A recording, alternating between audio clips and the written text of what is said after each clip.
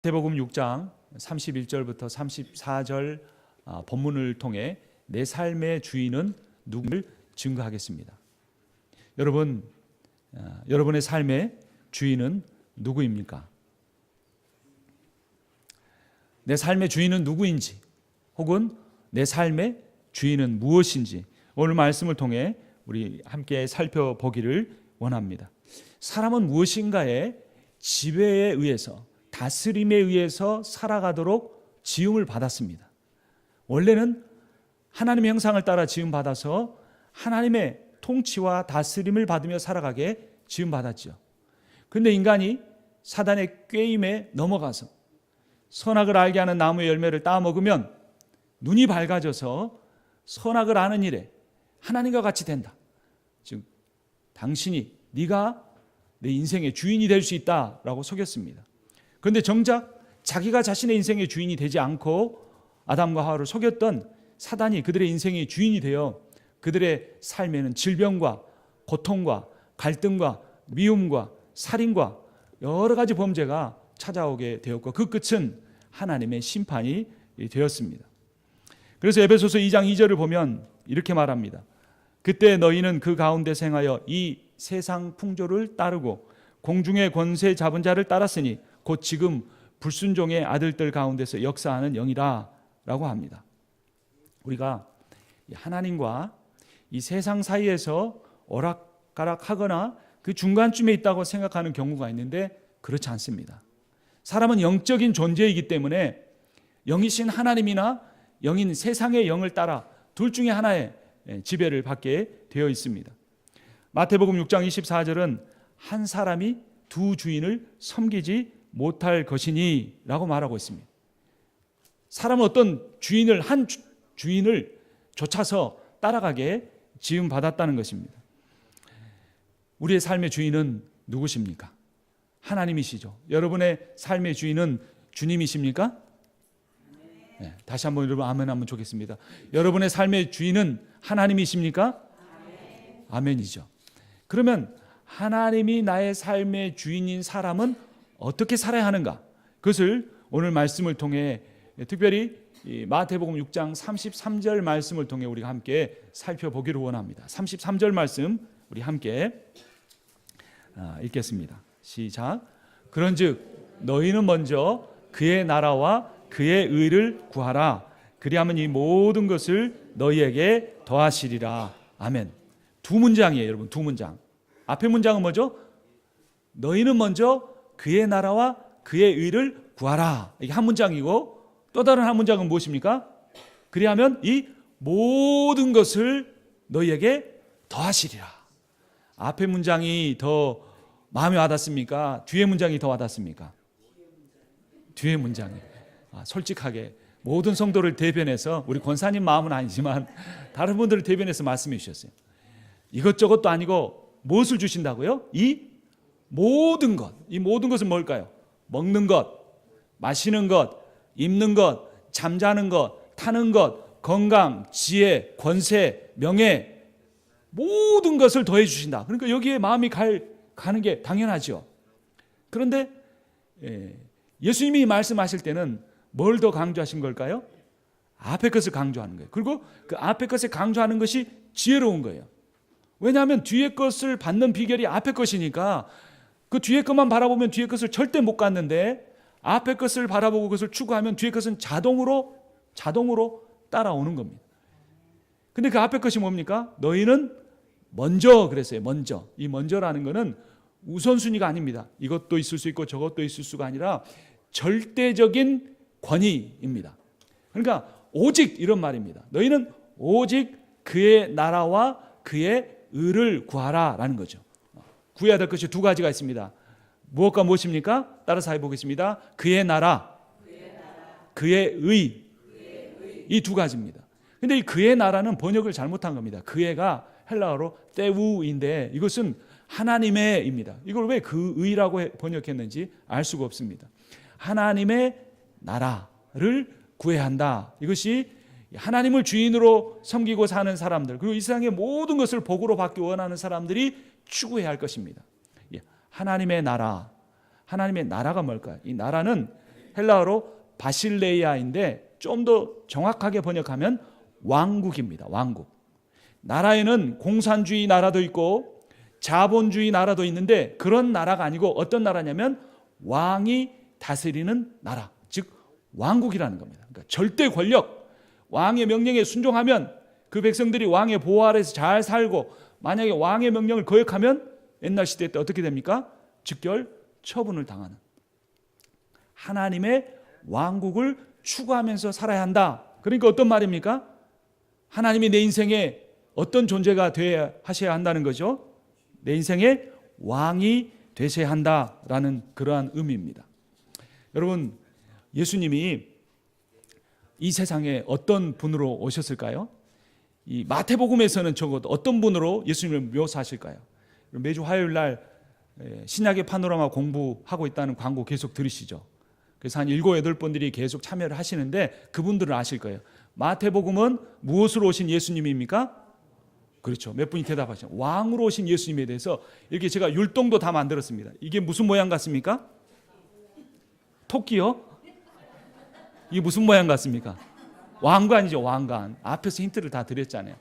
그래서 마태, 마가 이렇게 모션을 하는데 첫 번째 마태는 이렇게 하는 거예요. 그러니까 왕관을 쓰신 예수님이에요. 그러니까 왕으로 오신 예수입니다. 마태복음은 그것을 강조하고 있어요. 그러니까 마태복음의 핵심은 마태복음 6장 33절, 너희는 먼저 절대적으로 하나님의 나라, 예수님의 나라를 추구해야 한다, 이러한 의미인 것입니다. 그런데 왕으로 오신 예수님께서 어떻게 사셨는가, 그것을 보면 우리가 어떻게 해야 할지를 배울 수가 있습니다. 예수님이 가장 먼저 하신 일은 세례를 받는 일이었습니다. 인간이라 받는 세례를 예수님이 모범으로 받으셨습니다. 예수께서 세례를 받으시고 곧 물에서 올라오실 때 하늘이 열리고 하나님의 성령이 비둘기같이 내려 자기 위에 임하심을 보더니, 예수님께서 세례 받으실 때 뭐가 예수님에게 임하셨다고요? 뭐가 임하셨다고요? 성령이 임하셨다는 겁니다. 여러분, 하나님의 나라 백성으로 살려면 내 안에 누가 임재하셔야 합니까? 성령이. 크게 한번 대답해서, 누가 임재하셔야 합니까? 성령이 임재하셔야 돼요. 성령이. 초대교회 때 오순절날이 가까우기 전에 120문도가 다락방에 모여서 전심으로 기도했는데 성령이 임재하셨는데, 불에 혀같이 갈라지는 것이 임해서 큰 불이 내려왔는데 불이 하나하나씩 사람 각 머리 위에 내려왔어요. 성령이 임한 겁니다. 그래서 성령이 있는 사람인가 성령이 없는 사람인가, 이것이 하나님 나라의 백성인가 아닌가를 결정한다는 거예요.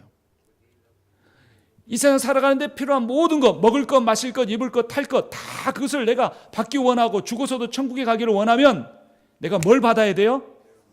성령을 받아야 돼요. 성령이 아니면은 하나님의 말씀을 100번, 1000번, 10,000번 들어도 이해가 안 돼요. 믿음이 안 생겨요. 예배 자리가 고역이고 힘들 수 있어요. 찬양하는데 내 마음이 동하지 않아요. 그러나 성령이 있는 사람은 그 말씀이 꿀송이와 같이 달고, 찬양할 때 그 향기로운 나의 입술의 고백을 하나님 앞에 제물로 바칠 수가 있고, 기도를 통해 이 외롭고 힘든 이민 생활에서 하나님과 동행하는 삶을 살 수 있어요. 첫 번째가 그래서 성령의 임재가 있어야 하는 겁니다. 여러분, 기도하시되 하나님은 아주 그 미사여구를 사용하는 기도만 들으시는 게 아니라 어눌한 기도도 들으십니다. 그리고 아직 내 마음의 감정이 다 거기에 지정이가 쏟아지지 않아도 의지적으로 구하면 하나님은 주십니다. 한번 따라서 해보겠습니다. 주님, 저에게 성령을 주소서. 다시 한번 하겠습니다. 주님, 저에게 성령을 충만케 하여 주시옵소서. 고백한 여러분들에게 성령이 임재하실 것입니다. 여러분들에게 성령이 충만한 역사가 일어날 것입니다. 근데 예수님이 이 세례를 받으실 때 성령이 임재하신 후에 곧바로 광야로 가서 시험을 받으셨어요. 그러니까 꼭 신앙생활 열심히 하려고 하면 시험거리가 찾아옵니다. 이거를 이겨내고 뛰어넘어야 되는데 실패했더라도 하나님은 다시 또 이겨낼 힘을 주실 겁니다. 그런데 예수님께서 그 시험을 어떻게 이겨내셨는가, 이것은 중요하니까 여러분 한번 찾아보죠. 마태복음 4장입니다.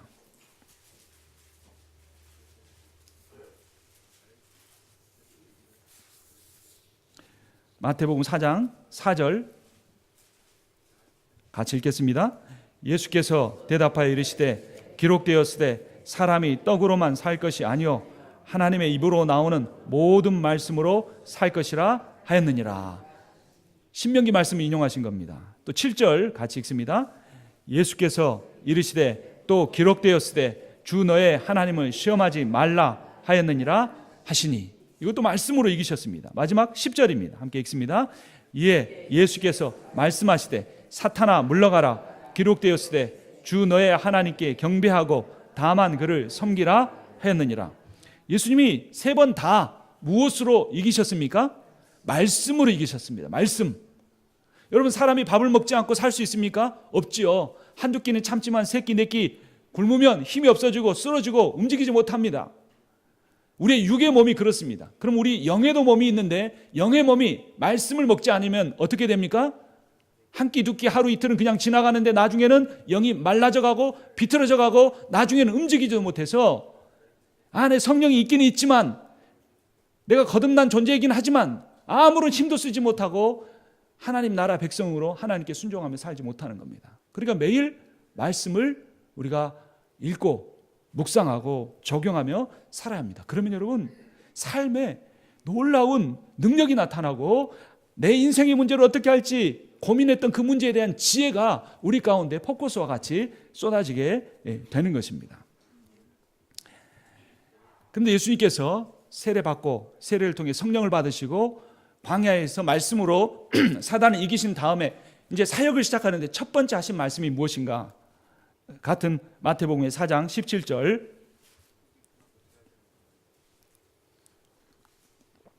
읽습니다. 이때부터 예수께서 비로소 전파하여 이르시되 회개하라 천국이 가까이 왔느니라. 아멘. 무엇이 가까이 왔다고요? 천국이 가까이 왔다. 천국은 우리가 간다고 생각을 했는데 우리가 천국을 가는 건 죽어서 가는 거고 지금 내가 믿을 때에는 천국이 어떻게 합니까? 우리에게 온다라는 겁니다. 천국이 뭐냐면 하나님 나라예요. 그러니까 하나님의 통치하심이 내게 임재가 하나님의 그 통치가 내게 임한다 이런 의미인 겁니다. 그런데 그 하나님의 통치가 임할 때 내 삶의 주인이 하나님이 되시는데 뭐 해야 그렇게 된다고 4장 17절이 가르쳐 준 겁니까? 뭐 해라? 따라서 하겠습니다. 회개하라. 회개하라. 여러분, 회개는 영원 구원과 천국으로 들어가는 영생의 문입니다. 회개하는 사람은 세상적 정욕이 아닌 하나님의 다스림을 추구하며 살게 됩니다. 내 자아가 주인 되는 것이 아니라 내 지혜대로 사는 것이 아니라 하나님이 내 삶의 주인이 되어주시고 하나님의 지혜를 따라 살게 되는 것입니다. 다시 한번 저 자신을 포함하여 우리에게 묻습니다. 내 삶의 주인은 누구십니까? 내 삶의 목적은 무엇입니까? 여러분 그냥 자신의 삶을 돌아보면서 내가 직장 아침에 출근하면서 내 비즈니스 고민되는 문제들 생각하면서 한번 생각해 보십시오. 내 삶의 목적은 무엇인가? 내 생각의 중심은 어디에 있는가? 이런 것들을 곰곰이 생각해 보면 내가 하나님 나라 백성인가 아닌가?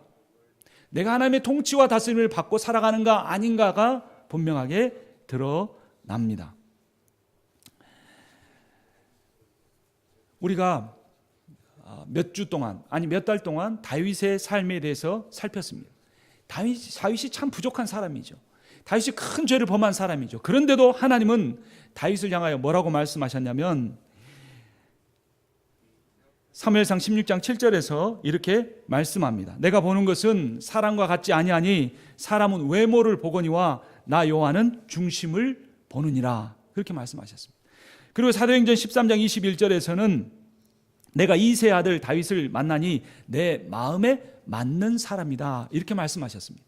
그러니까 하나님의 마음과 다윗의 마음이 만났고 그 마음이 합해졌는데 그 부족한 다윗의 인생에 그 다윗의 마음의 중심이 하나님을 향한 사모함이 있었다는 겁니다.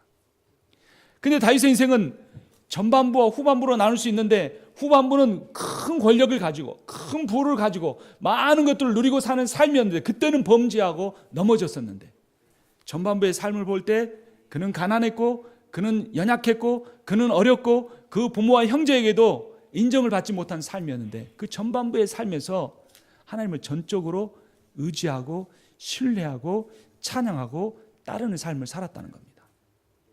그런데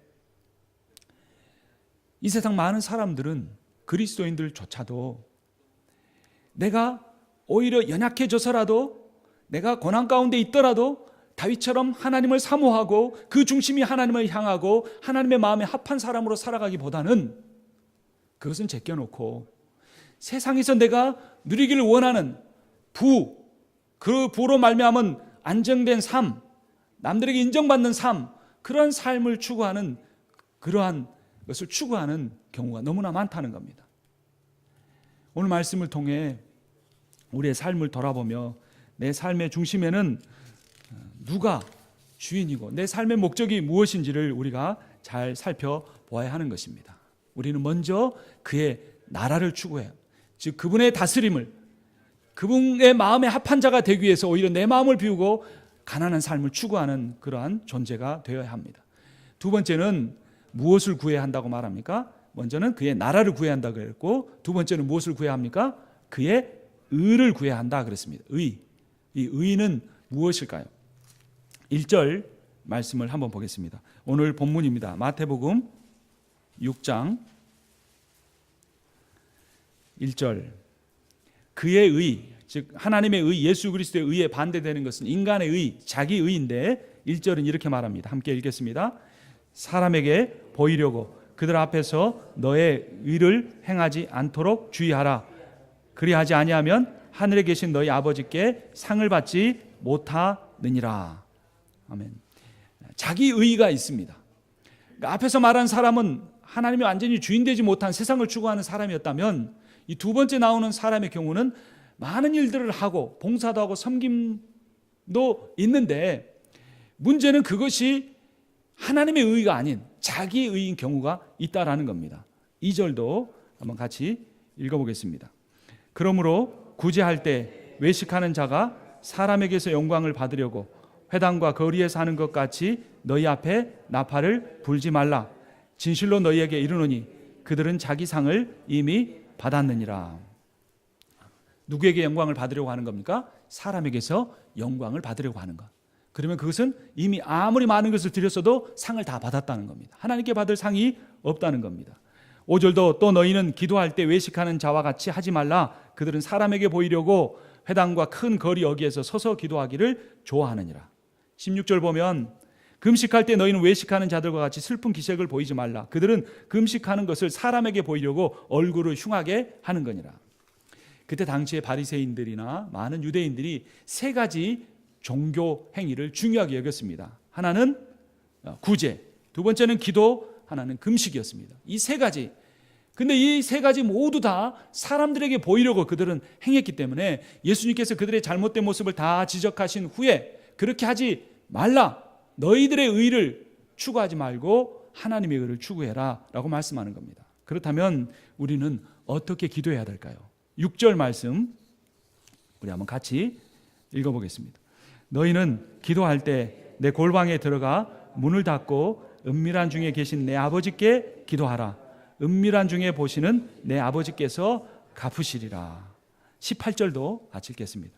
이는 금식하는 자로 사람에게 보이지 않고 오직 은밀한 중에 계신 내 아버지께 보이게 하려 함이라.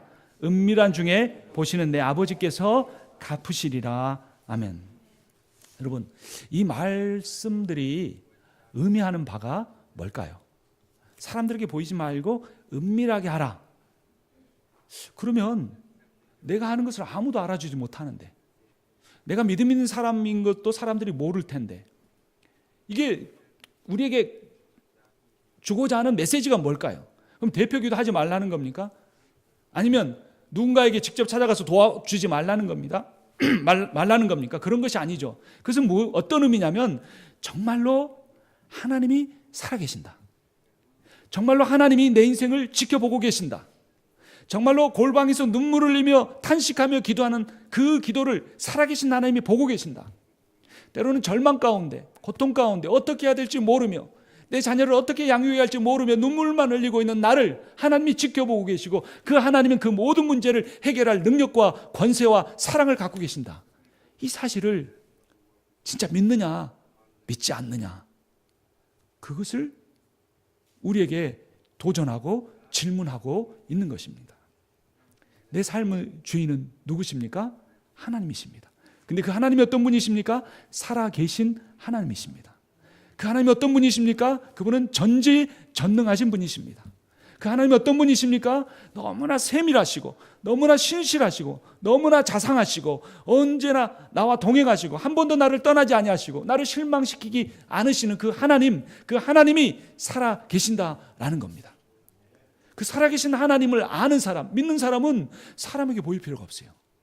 그분만 알아주시면, 그분이 기억해 주시면, 그분이 내게 약속해 주시면 모든 것이 반드시 이루어질 것을 믿기 때문에 그분 앞에 매어달리고 그분과 동행하기를 사모하고 그분이 원하시는 삶을 내가 살기 위해서라면 조금 내가 가난해져도, 조금 내가 실패해도, 조금 내가 사람들한테 실망스러운 말을 듣고 마음의 상처를 받아도 내 것을 견딜 수 있다고 믿음으로 나아가는 사람인 것입니다.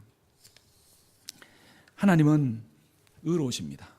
그런데 우리는 의롭지 못합니다. 그래서 의롭지 못한 우리가 하나님 앞에 나아가지 못하는데 예수 그리스도께서 우리의 모든 죄를, 마음의 본질까지, 그 폐부까지 썩음 늘어진 우리의 모든 죄를 위하여 예수 그리스도께서 십자가에 보혈을 흘리고 죽으셨기 때문에 그 예수 그리스도를 믿는 자는 그분의 의가 자신의 의가 될 줄로 믿습니다. 이것이 그의 의예요. 내 의가 아니라 내가 뭐 좀 봉사했다고, 내가 뭐 구제 좀 했다고, 내가 금식 좀 했다고, 내가 말씀 좀 전한다고 그거 가지고 하나님 앞에 설 수 있는 것이 아니라 그것은 다만 은혜로 나온 반응이고 우리 주 예수 그리스도께서 십자가에서 온전히 만족시키신 하나님의 의, 그 하나님의 예수 그리스도의 의, 그것을 의지하고 나아가라고 우리에게 성경은 가르쳐 주는 것입니다. 갈라디아서 4장 6절에 이렇게 말합니다. 너희가 아들임으로 하나님이 그 아들의 영을 우리 마음 가운데 보내사 아빠 아버지라 부르게 하셨느니라. 에베소서 1장 7절에 이렇게 말합니다. 우리는 그리스도 안에서 그의 은혜의 풍성함을 따라 그의 피로 말미암아 속량 곧 죄 사함을 받았느니라. 이 예수 그리스도의 의를 항상 의지하십시오. 여러분, 사람이 죄를 지었으면 얼마나 큰 죄를 지었습니까? 여러분, 내가 의로우면 얼마나 의롭습니까? 우리끼리는 당신이 더 큰 죄인이다, 내가 더 나은 의인이다 말할 줄 모르지만 우리 하나님 앞에서는 그것이 아무것도 아닌 것입니다. 그러니까 여러분, 하나님 앞에 나오는 것을 두려워하지 마십시오. 나 같은 사람 하나님 앞에 용서받을까 두려워하지 마십시오. 다른 사람이 무엇이라고 말하든지 오히려 그 사람은 자기 의로 인하여 구원 못 받을지 모르지만 내가 주님 앞에 내 마음의 문을 열고 나아가면 하나님이 성령을 부어주시고 우리로 하여금 죄인이 나를 깨끗하게 예수 그리스도의 보혈로 씻어서 하나님을 향하여 아빠 아버지라고 부를 수 있게 성령의 역사를 우리에게 베풀어 주십니다. 그래서 세 번째, 이제 우리가 기다리던 거죠. 뭡니까? 그의 나라와 그의 의를 먼저 구하면 무엇을 받을 수 있다? 이 모든 것을 받을 수 있다라는 거예요.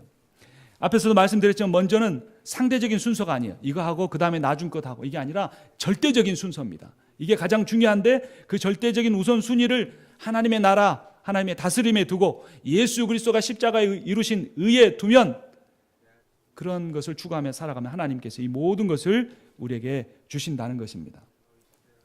여러분, 지난 한 주간도 참 힘들게 일하셨죠? 여러분, 무엇을 위해서 일하셨습니까? 생각해 보면 아주 간단한 문제죠. 뭡니까? 먹고 마시고 입고 자는 문제예요. 근데 이것은 무시할 것이 아닙니다. 중요한 일입니다.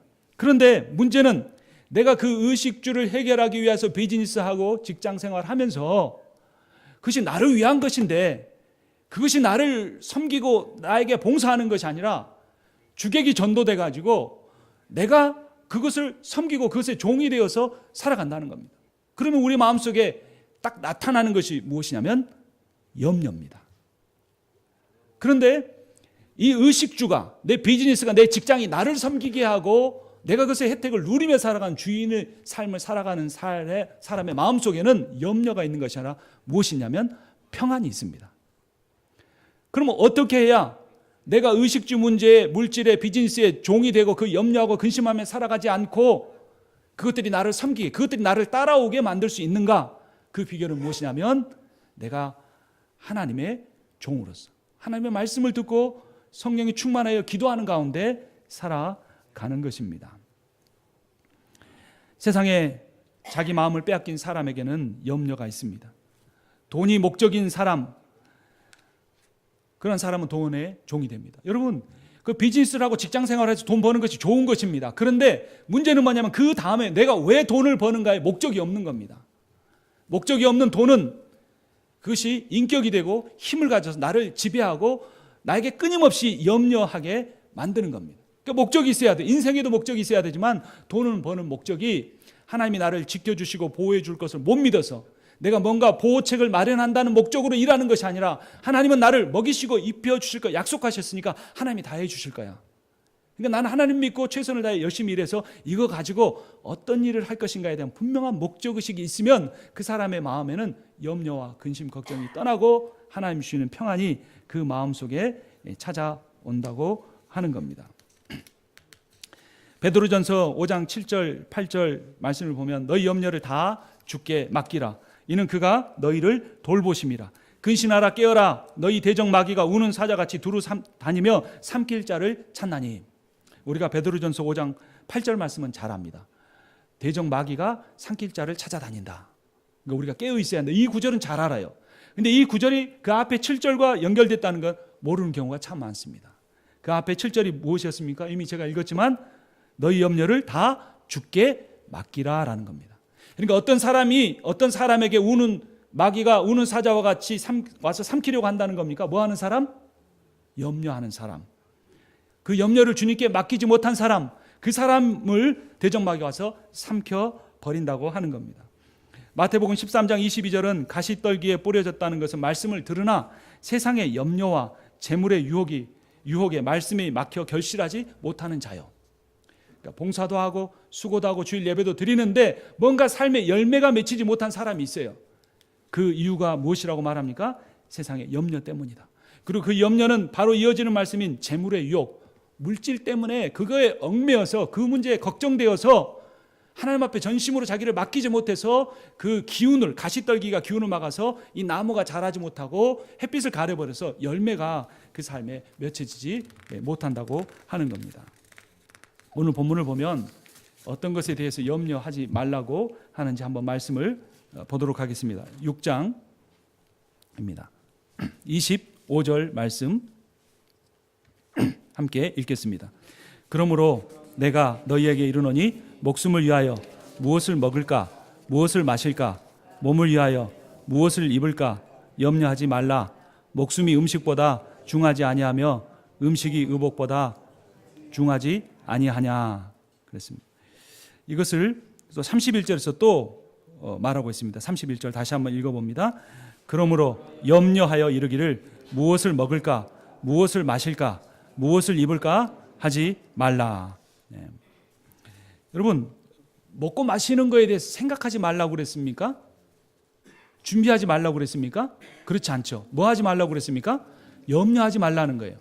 여러분들 혹시 오늘 주일 예배 드리러 나오시면서 옷장을 딱 열고 뭘 입고 갈까 염려하신 분 없습니까? 그러면서 하시는 말씀이 있죠. 뭐라고 합니까? 입을 옷이 없네 그러는 거예요. 그래 그분 집에 한번 가봐야 됩니다. 진짜 입을 옷이 없는지. 그렇지 않죠. 옷이 많은데 입을 옷이 없다는 건 무슨 의미예요? 내 마음에 딱 드는 거. 좀 내가 사람들한테 좀 보이고 산뜻하게 할 만한 딱 마음에 드는 게 없다라는 거죠. 그러니까 여기서 무엇을 입을까 염려하지 말라는 것을 그냥 옷을 단벌 신사로 살아야 된다. 하나도 없어야 된다. 그게 아닌 거죠. 옷장을 열고 입을 옷이 없네 이런 말을 하지 않아야 한다는 겁니다. 먹을 것, 마실 것을 위해서도 노력하는 삶을 살아야 합니다. 제가 제 아내한테 그 아내가 오늘은 뭘 먹어야 되나 이런 말하면 믿음이 없다고 그런 말을 했는지 안 했는지 기억이 안 나는데 그런 마음으로는 그 생각을 한 게 분명한 것 같아요. 근데 3주 동안 아내가 없는 동안에 그 걱정이 저에게도 임했습니다. 뭘 먹어야 되나. 혼자면 그냥 아무거나 대충 주워 먹겠는데 아이들이 있으니까 뭐 이렇게 줘야 되는데 자꾸 생각이 되는 거예요. 근데 냉장고 보면 뭐가 가득 차 있어요. 또 성도분들이 얼마나 음식을 갖다 주셨는지 또 많이 있었습니다. 그런데도 불구하고 뭘 먹을까? 이거는 현대인들이 과거에는 굶어 죽고 먹을 게 없어서 끼니를 못 이어갔는데 내 입맛에 맞는 게 없다 딱히 그런 생각 가운데 살아가고 있는 거예요. 그래서 이미 먹을 것이 풍족하고 입을 것도 있고 잘 것도 있는데 또 거기에 뭔가를 더 보태야 행복해질 수 있다고 이 세상의 권세 잡은 자가 우리를 끊임없이 염려 가운데 걱정 가운데 두는 겁니다. 우리가 걸어 다닙니까? 자전거를 타고 다닙니까? 우리 오토바이를 타고 다닙니까? 아니잖아요. 차 타고 다니잖아요. 타고 다닐 차가 있으면 되는데 끊임없이 또 다른 차를 타야 된다고 뭔가 다른 브랜드의 차를 타면 내가 더 행복해질 거라고 이 세상형이 우리를 염려 가운데로 몰아가는데 우리가 하나님을 주인으로 모시고 산다고 하면서도 뭘 먹을까? 뭘 마실까? 무엇을 입을까? 뭘 탈까? 어떤 집에 살까? 그것에 내 인생이 파묻혀가지고 그렇게 살아서 행복하면 좋겠는데 마음의 염려가 끊이지가 않아요. 근심이 끊이지가 않아요.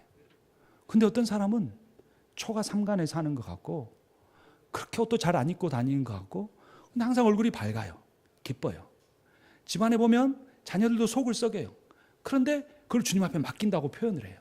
그러면서 주님이 내 주인이시다고 그러는 거예요. 어떤 인생이 더 행복한 인생입니까? 사람은 참 이상한 존재예요. 힘들고 어려울 때 정말 이민 와서 여러분들 가장 고통스럽고 여기서 잘못하면 죽겠구나. 내 아이들 키우지도 못하고 인생 끝나겠구나 절망할 때 언어의 문제에 부딪혔을 때 우리가 얼마나 하나님 앞에 매달렸고 하나님께서 얼마나 큰 은혜를 부어주셨습니까?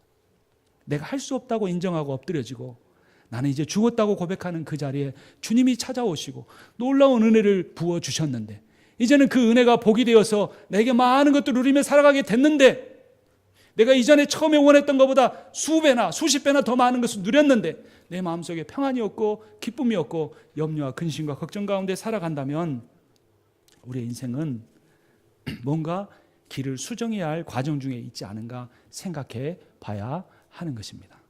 내 몸에 무엇을 걸쳤는가 결코 내 인생의 행복을 가져다 주지 못합니다. 내가 얼마나 비싼 음식, 얼마나 좋은 음식 먹느냐가 결코 내 건강만 아니라 내 영생을 좌우하지 못합니다. 내가 얼마나 큰 집에 비싼 집에 얼마나 좋은 차를 타고 다니느냐가 결코 내 마음속에 기쁨과 만족을 온전한 만족을 주지 못하는 것입니다. 그러나 먼저 그의 나라 나를 사랑하시고 전지전능하신 하나님의 다스림을 받기 원하며 성령을 충만하여 매일의 삶에서 끊이지 않는 기도를 통해 그분과 동행하며 그분의 통치를 받으며 살기 원하는 그 사람의 삶에는 비록 남들보다 조금 더 물질적으로 어렵다고 할지라도 몸이 좀 아픈 부분이 있다고 할지라도 자녀가 속썩이는 가운데 있다고 할지라도 그 사람에게는 이 세상이 빼앗아가지 못할 평안과 기쁨과 성령의 충만함이 영원토록 있을 것입니다. 여러분들의 인생에 그런 하나님의 주신 복 그의 나라와 그의 의를 추구할 뿐만 아니라 이 세상에 그 주님 주신 사명 감당하기 위해 필요한 모든 것을 충족히 누리시는 여러분과 제가 되기를 주님의 이름으로 축원합니다. 살아계신 하나님 아버지, 주님이 우리의